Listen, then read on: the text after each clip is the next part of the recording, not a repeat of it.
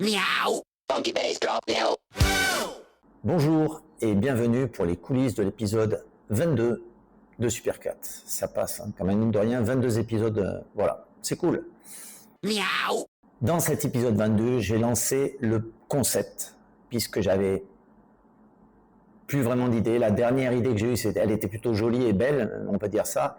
C'était l'idée du flashback qui m'a fait vraiment énormément plaisir. C'était vraiment un rêve de faire cette vidéo, l'épisode 21.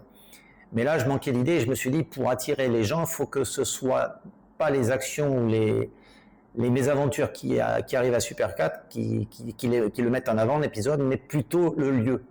Donc j'ai choisi et j'ai commencé à prendre des lieux mythiques. Et pour commencer, cet épisode 22 va se dérouler en Égypte. Miaou. Tout commence sur le poste d'observation de Sencha à Bruges, sur le petit muret, et il voit une constellation qu'il n'a jamais vue.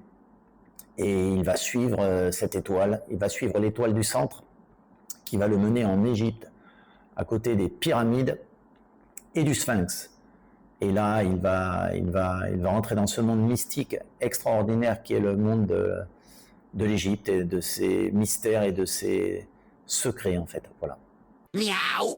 Les difficultés dans cet épisode ont été d'ordre, je dirais, beaucoup de soucis avec les raccords.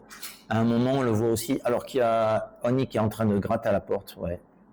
Et elle est un peu difficile ces derniers temps. Et donc, je disais, les raccords entre...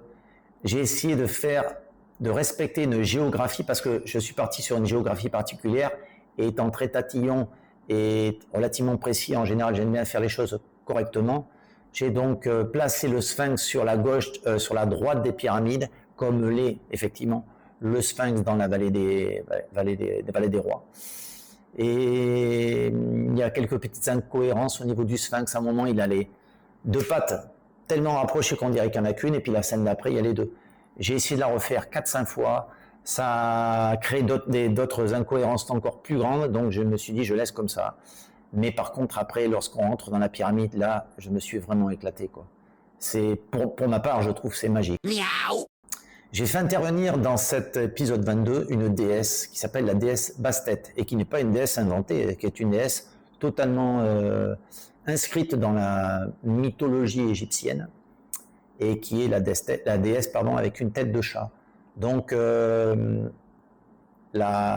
l'épisode 11, 12 et 13, Super 4 retrouvait la météorite qu'il appelait, et lui avait donné un message comme quoi il avait ce pouvoir, et qu'il avait ce pouvoir vitam aeternam, elle serait toujours là pour l'aider. Et en fait, on parle aussi du principe que les chats ont soi-disant, dans ces mythologies ou dans ce genre de choses, on dit que les chats ont 7 vies. Et là, la déesse va lui expliquer que ça n'est pas 7 vies qu'il a, mais c'est 7 missions, et qu'il en a soi-disant déjà réalisé 2. Miaou. Ah, Super 4 veut nous poser une petite question, tu veux dire quelque chose, c'est ça? À le début des épisodes où je vais partir un peu partout dans le monde. Ben, c'est un plaisir, Sancha, de te faire voyager, et je pense que c'est une super idée, parce que comme ça, les gens, non seulement vont s'intéresser à ce que tu fais, mais aussi à la beauté des décors, et dans des décors qui sont mythiques, connus mondialement. Et je me suis dit, c'est un bon moyen d'attirer un petit peu aussi les nouvelles personnes qui pourraient s'intéresser à cette série, et partager entre guillemets, hein, si vous avez, faites-moi plaisir, partagez Super 4 autour de vous. C'est pas que je recherche la gloire, mais c'est vrai que je n'ai que 124 subscribers, ce qui n'est pas mauvais.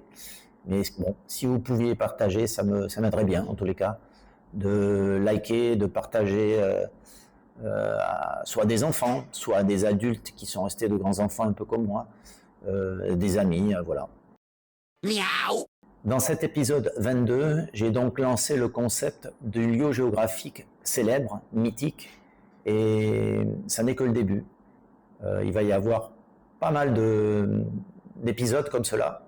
Bon, après, je vais pas faire que ça, je vais pas faire le tour du monde à Super 4, quoique, mais disons que ces lieux sont inspirants, et ça permet d'élever un petit peu le scénario, par rapport au fait que Super 4 court après une poche qui roule sur le bitume, ou que Super 4 se bat contre un ventilateur, c'est bien marrant, c'est bien sympa, mais de découvrir l'intérêt du Sphinx, de découvrir une déesse mystique, de voir plein de choses que vous allez voir plus tard, je ne vais pas spoiler, mais il va y avoir des trucs super intéressants.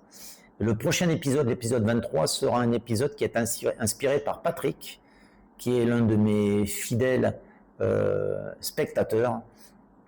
Voilà, un de mes fidèles spectateurs et qui m'a donné un scénario extraordinaire. Sincèrement, l'épisode 23, vous allez voir, c'est du sérieux. Miaou. Voilà, écoutez, je vous remercie d'avoir suivi cette coulisse de l'épisode 22. Comme dirait Sencha Super 4, je suis pas vraiment réveillé.